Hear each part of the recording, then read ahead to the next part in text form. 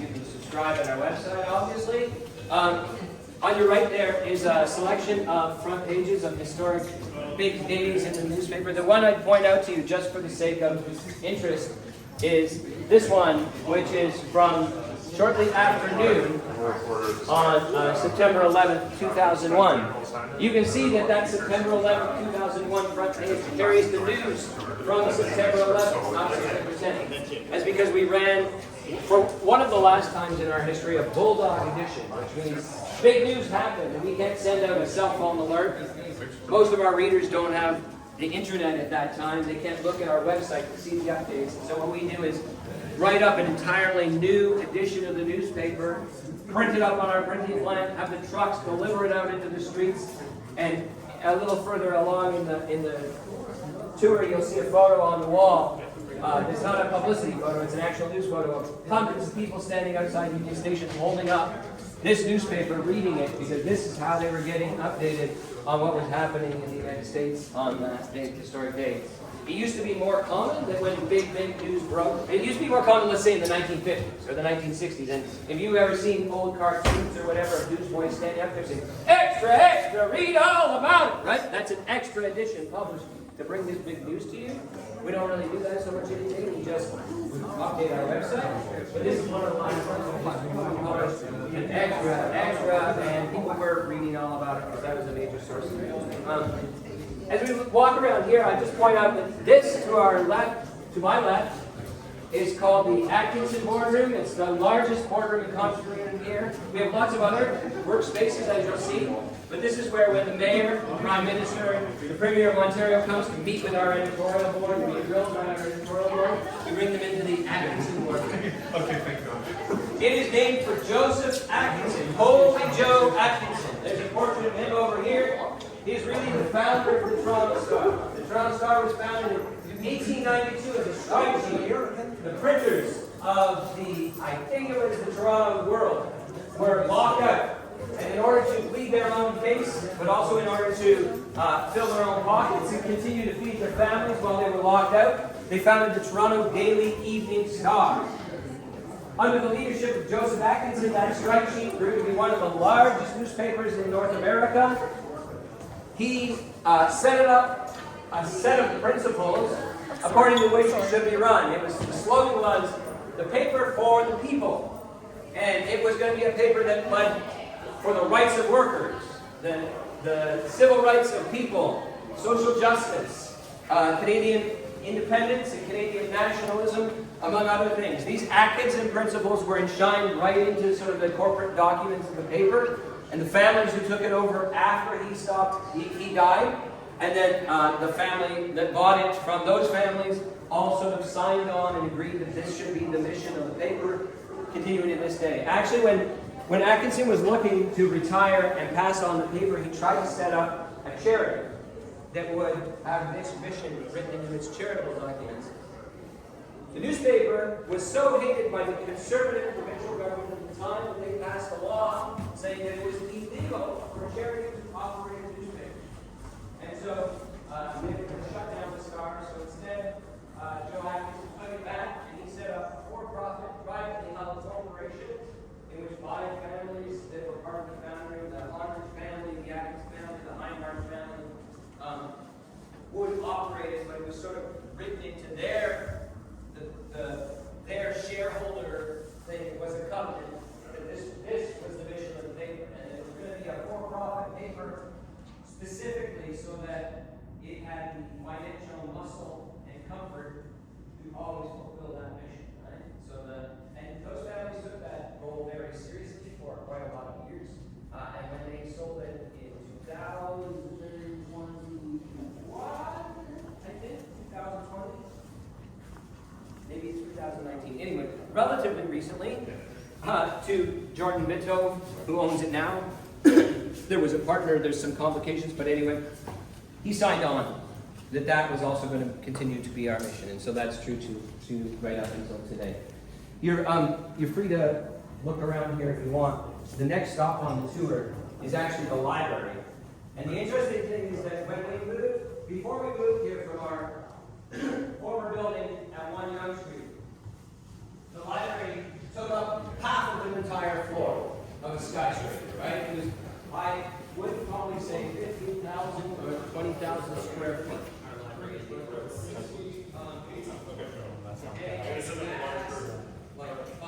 to set up a large group, or you want two small groups? We'll take this giant sort of techno punk carousel of cabinets containing photos. When I first started my career, I worked for a Torstar publication called iWeekly. And we had a feature called Identical Twins, where you would have like two pictures of different people, and they'd be like, oh, how come Ronald Reagan looks like Daffy Duck? Or how come? And so part of the job would be to go look up for photos, because some editor who had an eye for this would be like, this photo of Shania Twain kind of reminds me of like historic photos of like I don't know, like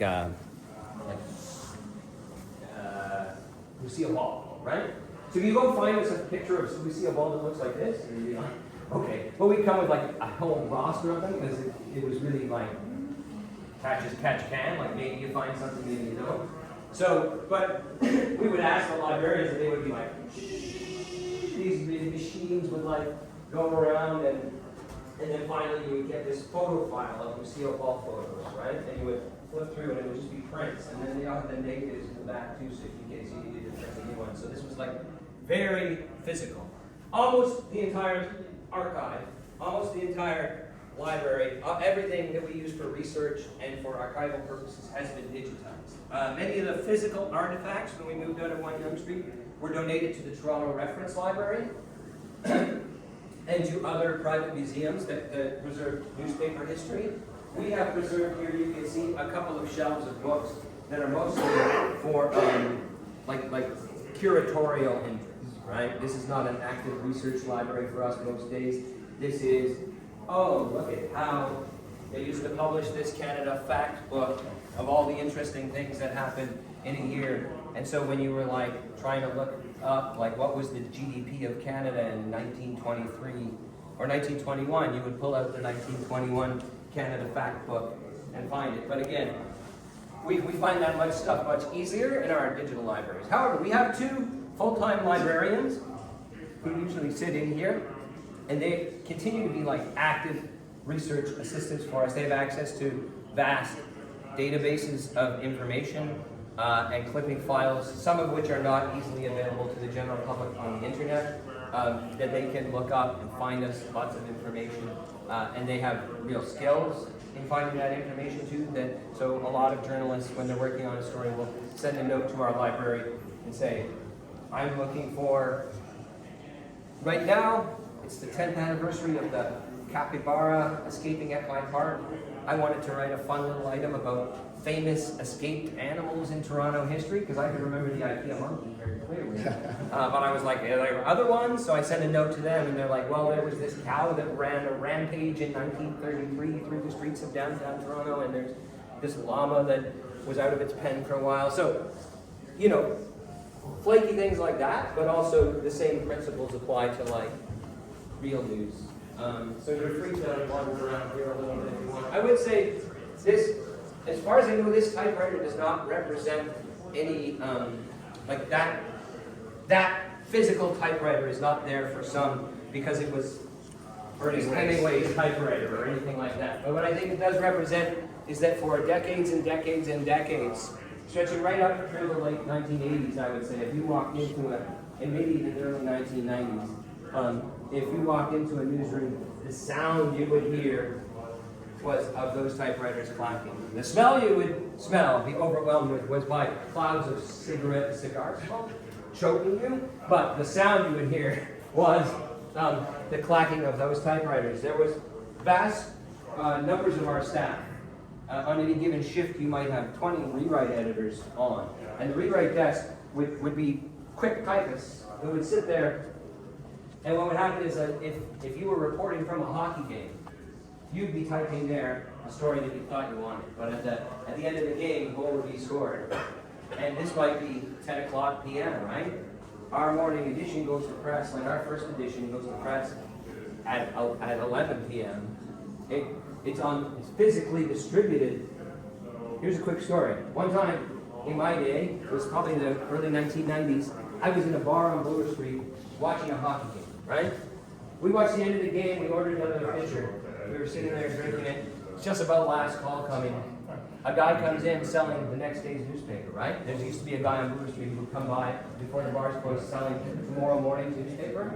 We bought the newspaper. On the front page were the game story of the game we had just watched. In the time we drank one pitcher of beer, somebody had written that story. It had been edited. The photos had been put on the page. They had sent it to the composing room. They had printed up plates, put it on the printing press, read it through the printing press, folded, put it on a truck, and it got down to where this guy picked it up and brought it to me at the bar. And like that to me some days is more magical than the instantaneous world of the internet, which is a different kind of magic, but that physical thing. And so what used to happen is you would phone the rewrite desk and you would dictate your story, right? The Toronto Maple Leafs overcame a huge deficit to defeat the Red Wings 4-0 tonight. This guy would be sitting there typing it as you spoke, pull it out, and they would wrap it up, put it in a little tube, and then we had at one young a pneumatic tube system. So they would open like a little thing in the wall and put that tube in a little tube in the wall, and it would vacuum down to the composing room where they would take it out and start physically putting together a printing plate, which then, was dipped in ink and run across the printing press and all of that. And so this was the sound of that, but it's also like just a reminder of like the very physical process that used to take place on very, very tight timelines. So this is the library. Have a look, and then as we move along, there's more to see as we go.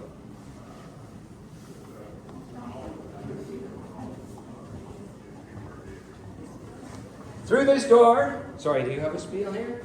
No. Through this door, which we're not going to go into, is the executive offices. It's where the CEO, the CFO, the other senior executives have their offices. There's not actually a lot to see there. I think they've hived it off because some of the sensitive stuff that they don't want stolen is right in there right now. But I think beyond that, there's not a lot to see in there. They're pretty generic-looking corporate offices. But to your right, or to my right anyway, to our right as we move along, we have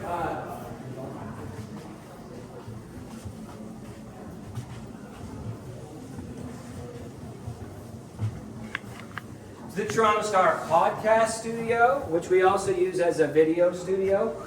So it's roped off here so you don't go wander around because there's technical stuff in there. But you can take a peek in and see how we have it set up, sort of to deliver the. It's our broadcast recording equipment.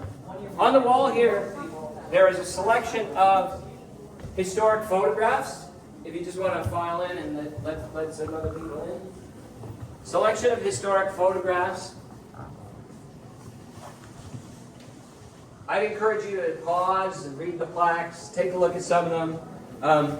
Frank Lennon here, who took this photo of Paul Henderson after he scored in the 1972 Rendezvous Series, the winning goal, has become a famous photo. Boris Spremo was like a legendary Toronto Star photojournalist. One of the things he loved doing was getting up high. Here he is, balanced on an iron beam high above the city, photographing a worker who's also balanced on an iron beam high above the city during the construction of the CN Tower. This is from not the top of the CN Tower, at the top of what was at the time a still rising CN Tower over the vacant downtown lands of Toronto. One thing that I would encourage you to notice about this photo of the CN Tower is that as you look at it, you can see the Gardiner Expressway here.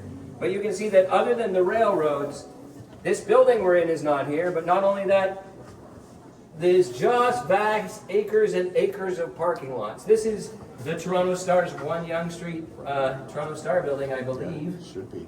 And you can see there's nothing around that. And today, tens of thousands of people live there.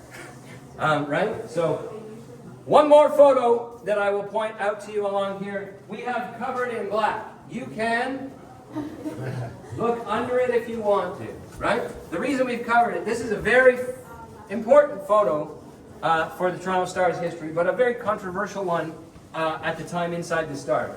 It is the only, the Pulitzer Prize is the American prize for the best American journalism. So Paul Watson, who was a dual Canadian-American citizen, was a journalist for the Star. He shot this photo of the naked, dead body of an American soldier being dragged through the streets of Somalia, a peacekeeper. And this, when this photo came in, there was a huge debate among the editors inside of the Star of whether the news value of this photo outweighed the shock value of it, right? That is very disturbing to see. Our readers don't need, like, it's not pornography that's supposed to just gross them out and shock them and all of that. Can a news story describing this atrocity do justice to it without us having to jolt people with the photo? Ultimately, they decided they weren't going to put it on the front page because the front page would be displayed in news boxes, in stores and whatnot. People couldn't choose whether or not to look at it, but they put it on page A2. It was widely reproduced by newspapers all across North America. It changed the public attitude to the war in Somalia, woke people up, changed the course of history in that regard, but also won the Pulitzer Prize. However, when we were printing important photos and we put it on the wall, there was an equally vibrant debate inside this building about whether or not this is a photo we really wanted to have up on the wall. It's important to our history. It was important in the context of the history of the time. Do we really want it in the living room when we have guests coming over? So, this is a You Be the Editor display where you can look at that photo if you want to. You don't have to. But you can make a decision for yourself about like whether if you were an editor at the time, would you have put it in the newspaper? If you were the editor at this time, would you put it up on the wall for your staff to see, right? Would you put it up on the wall for your guests to see? That's up to you. So, but take a minute and look at a lot of these photos. This one, which is a lifestyle photo of Deef the Chief, Diefenbaker, in retirement, gone into reclusion. Nobody could find him. Once again, Boris Spremel went up there, photographed him at his cottage on the lake. When we were moving out, and those old physical archives I told you about were like, some of them were being donated and all of that. There was an original print of this photo that Boris Spremel himself had printed from the negatives before it was printed in the newspaper and won all kinds of awards, the National Newspaper Award of that year for spot photography. I just bought that print for a $10 donation to the Star's Fresh Air Fund. And I now have it framed in my dining room at home. So,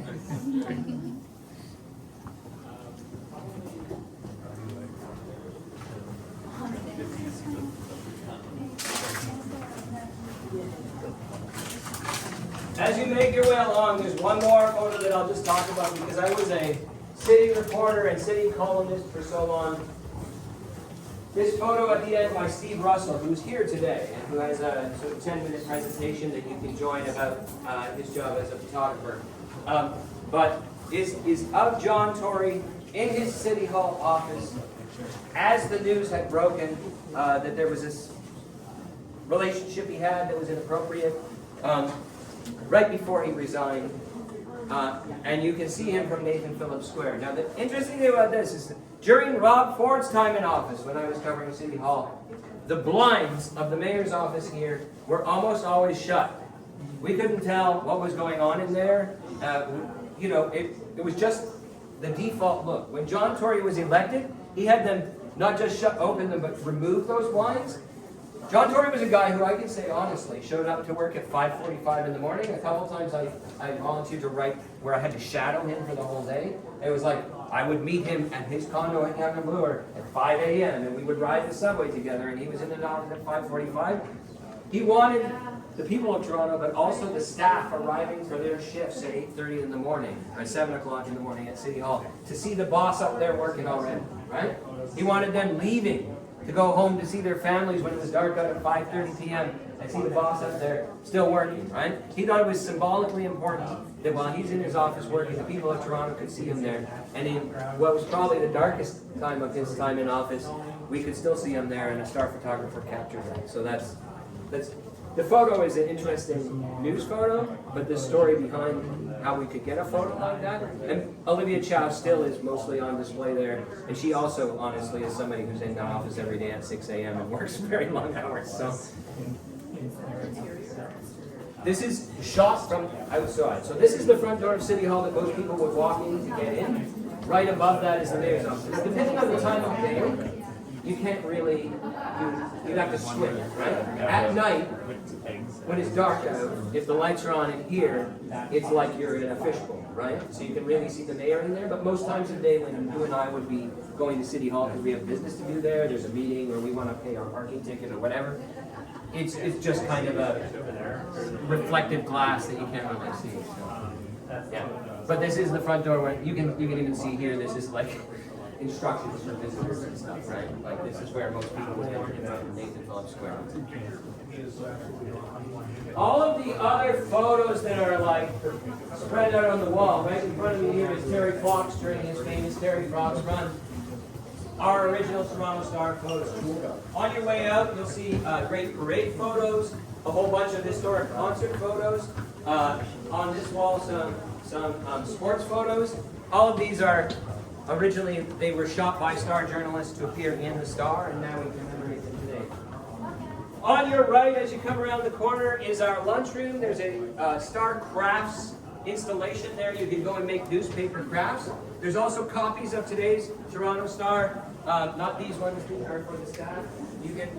There's a bunch of copies of today's Toronto Print Star if you want one as a souvenir of your visit or an update to the news of the day for you. There are great offers on a Saturday print subscription that comes with unlimited digital access that you can find and scan a QR code or take this physical flyer with you if you want. This is the newsroom behind me. This is when you watch a movie and you see people in the newspaper and the journalists are shouting at each other and the boss is coming out. This is what you see. This is what we still have today. You're free to wander around, look at all of that. There are some other displays over there. There's a digital look up the front page so you can put in your birthday or whatever other historic day you want to look up. The last time the Toronto Maple Leafs won the Stanley Cup, Steve Russell says that news was bumped off the front page because it was the same day Halpro was over. So that was, but you can look up those things if you want. And yeah, wander around, have some fun, and then you exit over here when you're satisfied that you're having fun. Okay. And my name again is Ed. If you have any questions, I'm around. There are some other Toronto Star journalists that are around here who are happy to chat, answer questions. And I think inside the John Honders boardroom here, Steve Russell, a photographer, has a little presentation about the photojournalism and stuff. So. Yeah.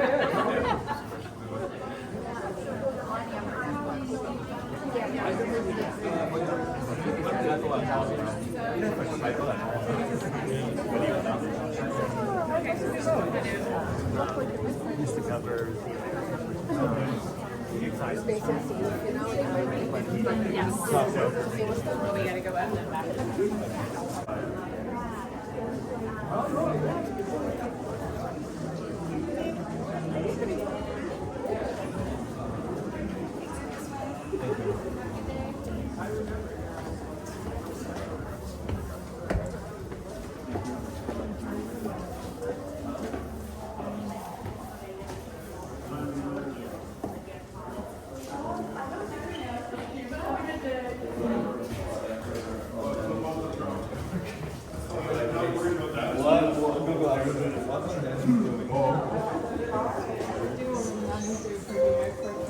Yeah, that's what they expect. It's 4 times 4 girls.